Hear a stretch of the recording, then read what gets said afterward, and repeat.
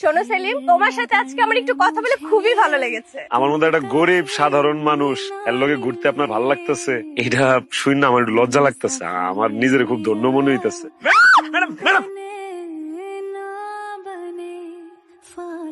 Thank you Selim, তুমি যদি আজকে আমাকে না ধরতে তাহলে তো আজকে একটা দুর্ঘটনা ঘটেই যেত। কি যে কন্যা ম্যাডাম, আমি থাকতে আপনার ক্ষতি হইব কোনোদিনই সম্ভব না। আমি আছি না আপনার লগে ম্যাডাম।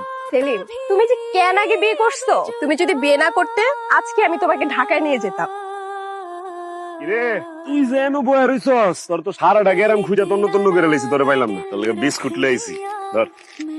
কিরে বউ, ঘটনা কি? জীবনে প্রথমবার তুই আমার লগে এমন দেমাক দেখাইলি, কি হইছে? আমি কানি, আমার হাতের সমস্যা, আমার মাথায় সমস্যা, আমি রাঁধতে পারি না, আমি কাপড় পরতে পারি না। তাই কয় কি আমার জামাই আরেক বেটির লগে থাকবো, এটা মানা যায়? কি কস না কস, ইতেন কথাবার্তা মাথার ঢুকে না। আরে আমি তো তোরেই ভালোবাসি, আমি তো তোরই আছি। তোরে আইছিলাম একটা কথা